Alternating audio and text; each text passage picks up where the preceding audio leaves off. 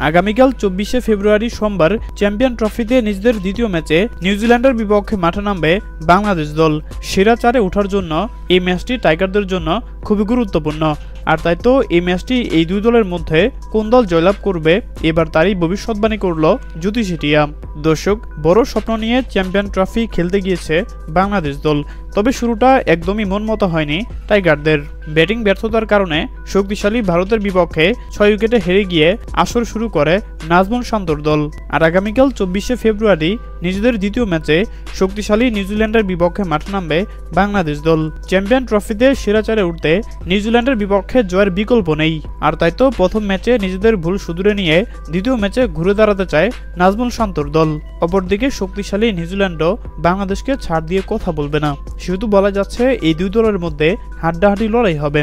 তাই তো এই ম্যাচ নিয়ে টাইগার ভক্ত সমর্থকদের মধ্যে উত্তেজনার শেষ নেই। আর এবার এই দুই দলের মধ্যে কোন দল জয়লাভ করবে এবার তারই ভবিষ্যৎবাণী করল জ্যোতি সেটিয়া। জ্যোতি সেটিয়ার সামনে বাংলাদেশ এবং নিউজিল্যান্ডের পতাকা রাখা হয়, আর জ্যোতি সেটিয়া বাংলাদেশের পতাকা তুলে এবং এটাও জানিয়ে দেয় বাংলাদেশের জয়ের সম্ভাবনা 70%, অপরদিকে নিউজিল্যান্ডের জয়ের সম্ভাবনা 30%। হ্যাঁ দর্শক, আপনাদেরকে বলছি, আপনাদের কি মনে হয় বাংলাদেশ কি পারবে নিজেদের দ্বিতীয় ম্যাচে শক্তিশালী নিউজিল্যান্ডকে হারিয়ে ঘুরে দাঁড়াতে? জানিয়ে দিন আপনাদের গুরুত্বপূর্ণ মতামত আমাদের কমেন্ট বক্সে। ধন্যবাদ।